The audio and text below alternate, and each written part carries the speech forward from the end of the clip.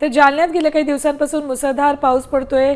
पावसामुळे खरीपाचा हंगाम वाया गेलाय। पावसामुळे द्राक्ष बागांमध्ये गुडघाभर पाणी साचल्याने द्राक्ष उत्पादकही अडचणीत आहे। द्राक्ष बागांवर करपाळ, डावणीसारख्या बुरशीजन्य रोगांचा प्रादुर्भाव होतोय। याचा फटका उत्पादनाला बसणार आहे, त्यामुळे जिल्ह्यातील द्राक्ष उत्पादक देखील हवालदिल झालाय। वरुड शिवारातील द्राक्ष बागांमध्ये गुडघाभर पाणी साचल्याने द्राक्ष बागा धोक्यात आल्या। याचा आढावा घेतला आमचे प्रतिनिधी अक्षय शिंदे यांनी। जालना जिल्ह्यामध्ये मागील काही दिवसांपासून मुसळधार पाऊस पडतोय। काही ठिकाणी तर ढगफुटी सदृश्य पाऊस पडलाय, त्यामुळे खरीपातील पिकांचं अतोनात नुकसान झालेलं आहे।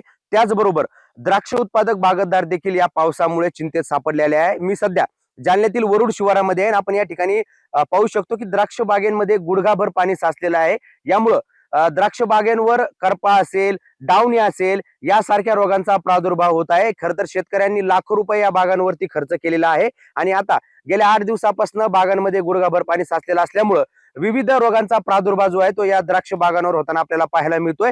खरं तर जिल्ह्यामध्ये मागील काही दिवसांपासून मुसळधार पाऊस पडतो, यामुळे शेतकऱ्यांच्या पिकांचं अतोनात नुकसान होतंय। जवळपास 2.5 लाख हेक्टरवरील पिकं जी आहे ते बाधित या पावसामुळे झालेली आहे। मी सध्या वरुड शिवारामध्ये आहे। द्राक्ष बागेमध्ये आपण पाहू शकतो की गुडघाभर पाणी साचलेलं आहे। माझ्यासोबत शेतकरी आहेत। दादा, मागोल काही दिवसापासून मुसळधार पाऊस पडतोय, बागांमध्ये गुडघाभर पाणी साचलेलं आहे। काय परिणाम द्राक्ष बागांवर होणार आहे, काय नुकसान होण्याची शक्यता आहे? खरं तर हा पाऊस 8 दिवसापासून सतत चालू आहे, त्यामुळे तुम्ही बघू शकता वर तर 100% करपा आलेला आहे। एकही पान काडीवर राहिलेलं नाही। त्यासोबत गुडघाभर पाणी सतत शेतात असल्यामुळे व्हाईट रूट द्राक्षाची पूर्ण डॅमेज झालेली आहे। त्या ठिकाणी निमॅटोडचा प्रॉब्लेम आलेला आहे आणि व्हाईट रूट डॅमेज झाल्यामुळे न्यूट्रिशन अपटेक होत नाही, मुख्य अन्नद्रव्य अपटेक होत नाही आणि पूर्णतः झाड सुप्त अवस्थेत गेलेलं आहे आणि फक्त नायट्रोजन हाच घटक मिळत असल्यामुळे पान तर खरं 9 डोळ्याचे पूर्ण पानं गळून गेलेले आहे आणि बाग आता लिकेज मारित आहे।